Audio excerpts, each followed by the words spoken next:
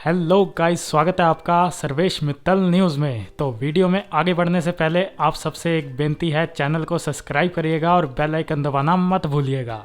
तो दोस्तों, तुर्की ने भारत के लिए एक ऐसा काम कर दिया है जो काम रूस, जापान, इजराइल ये देश मिलके भी भारत के लिए ये काम नहीं कर पाए, जो काम टर्की ने मात्र 24 घंटों के अंदर ही कर दिया है। तो इसके पीछे क्या कारण है? क्या टर्की ने भारत के दबदबे के कारण ही ये काम किया है या इसके पीछे कोई और ही रीजन है? और इस वीडियो में हम इसी टॉपिक पर बात करेंगे। दोस्तों, जैसा कि आपको पता ही होगा, यूनाइटेड नेशन सिक्योरिटी काउंसिल में पाकिस्तानी आतंकी अब्दुल रहमान मक्की को ग्लोबल टेररिस्ट घोषित करने में चाइना ने जो टेक्निकल होल्ड लगा रखा था, उसको चाइना ने 7 महीनों के बाद अपनी तरफ से हटा लिया है। अब्दुल रहमान मक्की भारत, यूएन, अमेरिका की डोमेस्टिक टेररिस्ट लिस्ट में पहले से ही शामिल था और ये लश्कर ए तैयबा का डिप्टी चीफ है। इसने भारत और खास करके जम्मू कश्मीर के अंदर कई सारे आतंकी हमले करवाए हैं। ये 26/11 मुंबई हमले के मास्टरमाइंड हाफिज सईद का भी भाई लगता है और भारत के पास इसके टेरर एक्टिविटी में शामिल होने के पुख्ता सबूत हैं, जो हमने अमेरिका के साथ शेयर किए। इसके बाद अमेरिका ने इसके ऊपर $2 मिलियन